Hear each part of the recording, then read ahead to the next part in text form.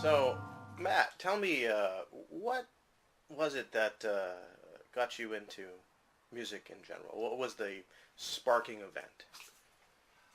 Oh, it's hard to say what the sparking event was. I mean, it was probably going to different people's houses with, and they would have a guitar or a piano there, and I would just remember being in my grandmother's house and really loving to get on that piano and just like lay my hand across all the keys and just go,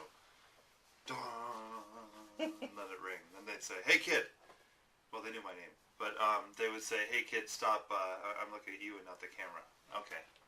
They would say, "Hey kid, you can't do that. You're going to break the piano if you do that." And I was a 5-year-old, but I wasn't. I had some guess as to what the inner mechanics were and had a pretty good idea. I wasn't actually breaking the piano. So you had instruments in the house.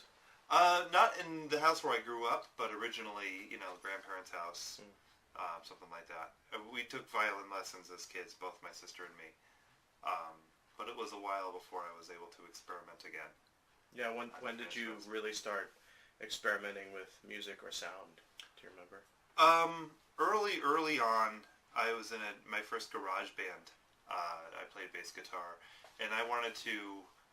On one hand, I wanted to be like Chris Squire of Yes. I was the bass player, and I wanted to get really, really virtuosic with it. But then realized that I was too clumsy to do that, and my father gave me a bunch of his old hand-me-down pedals, and I had fun just chaining like 6 of them together, like original electro harmonics. I mean, not too different from what you hear me do on Drum Machine. Mm-hmm. But and then just play a note and have it go. Well, how old were you then? Probably 16. So your early experiences were chaining effects pedals together. Yeah, and it goes back even further than that. I mean, when I was about 10, I was doing sound-on-sound recordings on a boombox, but they were silly 10-year-old songs. They were about pizza and stuff like that. Oh, okay. So basically, what I'm hearing is that you've been experimenting with layered sounds since at a very early age, and continued that up to now, obviously. And just curious to know, was there any particular inspiring moments to take that leap, going from popular music that we were all exposed to as children, and yet experimenting with sound like that? Well, there was definitely a yes, you can take this and run with it. There was a couple things that happened at the same time. One was industrial music happened, and industrial music it hit us mainstream. I'm talking about the 90s version of industrial music with Nine Inch Nails and stuff like that. That hit the mainstream right about the time I was turning 15 and 16, which is when people get really, really into music if they're going to be musicians. So I had about a year to think about artists who, chained effects in very particular ways to get really unique sounds, where the goal was not to do a well-written song, but to have something that really just astounds the ears. At the same time, my music class in high school was going over Dada and the avant-garde and John Cage and stuff like that.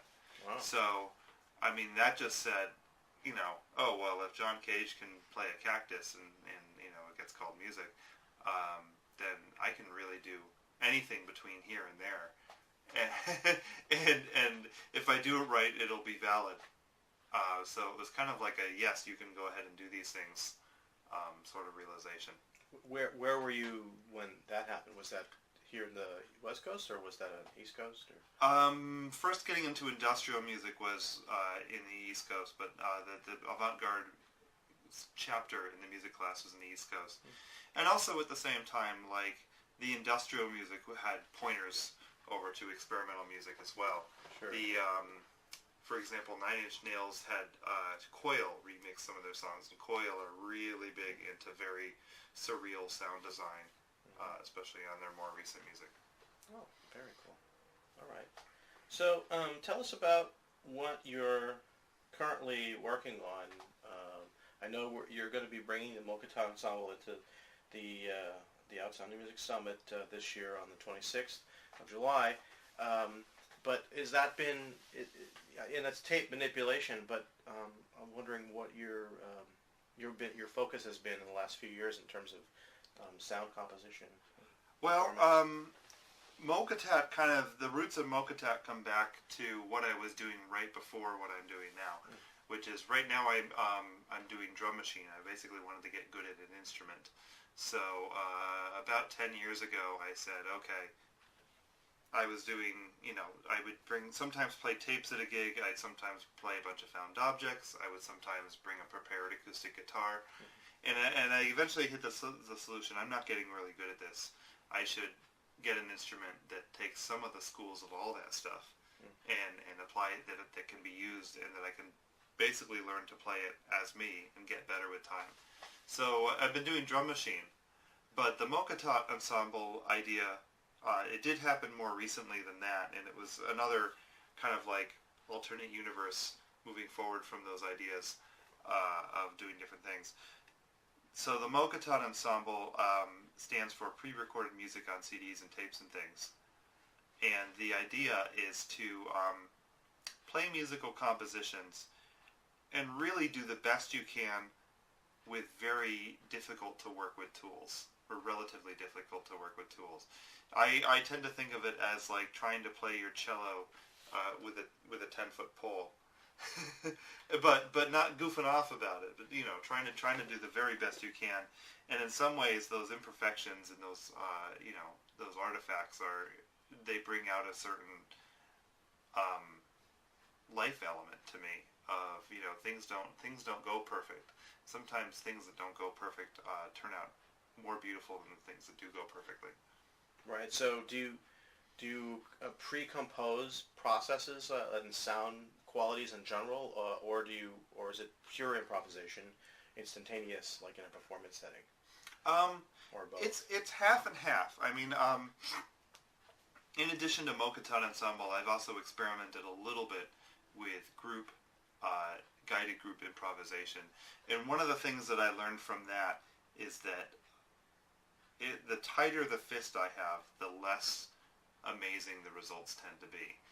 So if I tell people they absolutely must play this note, it will probably sound terrible. But if I say, this is the idea I'm going for, if you have something to add to it, bring it in, and I'll, if when it's a group improv thing, I'll say, like, if I'm a conductor and I don't like it, I'll fade you out.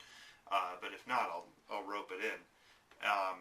So this is a thing where I give people fairly basic instructions as to what to record on tape, and then also fairly basic instructions on how to manipulate the tape at the show.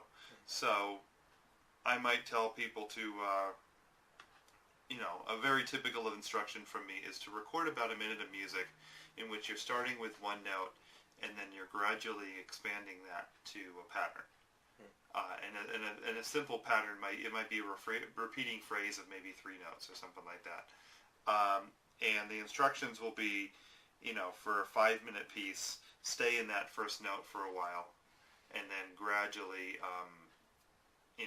let it evolve. And to have a few different musicians doing that at a time, that's actually the basis of one of the pieces that we're going to be doing, called the Bloom piece.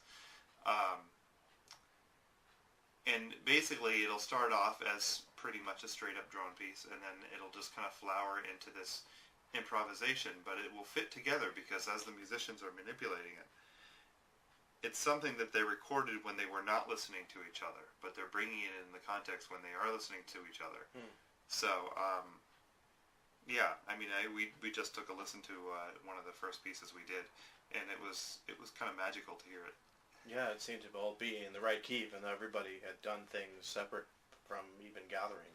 Yes. Yeah. And I didn't even tell them which note to play. I just told them to play drones at first, and then how to expand them out. And then there's also things like introducing new interference from the tape player. So you're also playing the device in the show. So you might be rewinding or something like that. Yeah, let's see if we can get the tape machine here. Yeah, I'll see if I can do a quick demo here of some of the ideas and I'm just gonna, I'm doing this in a minute, so I'm gonna be as show-offy as I can. All right. We're Here, over let me, there.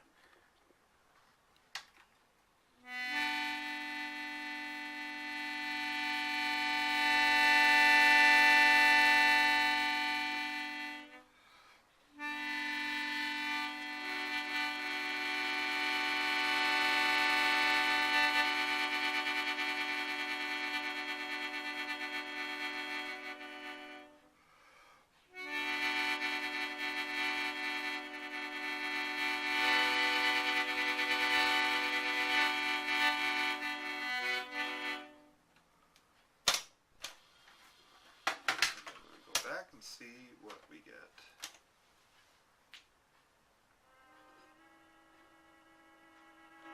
Already there's a quality of the tape noise in this limited little microphone that's affecting the sound. So that happens before I even start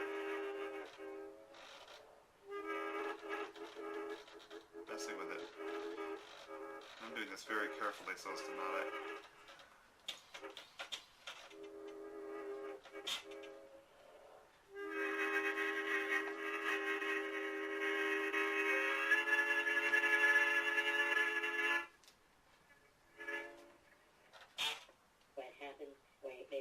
Oh, that's what was on the tape before. Anyway, that's just that's like a 1 minute improv version.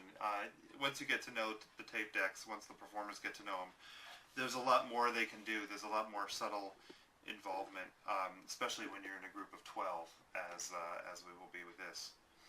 And then this device, these are pretty neat. They're not really made for musicians because if you plug them in, they make a lot of noise. What is that? This is called a dictaphone, and it's made specifically for court transcription and also medical transcription. So the idea is that you will take someone's narration or a lecture or something like that, and then you will play it back at a slower speed so that you can type in the thing, or a higher speed so that you can listen to an hour presentation in a half hour.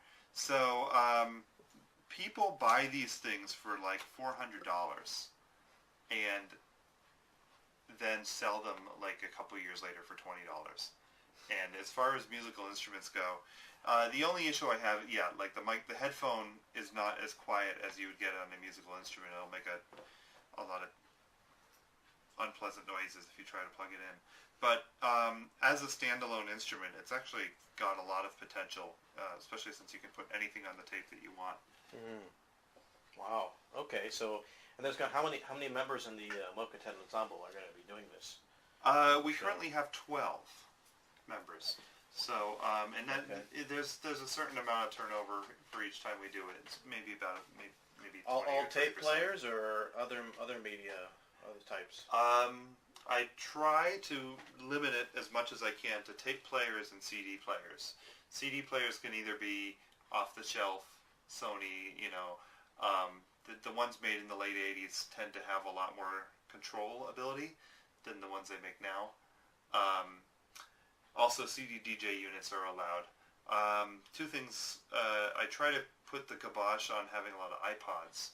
We will have 2, which is about the perfect amount for this show. Just because iPod Ensemble has become another thing on the internet, and I don't want it to be confused with an iPod Ensemble.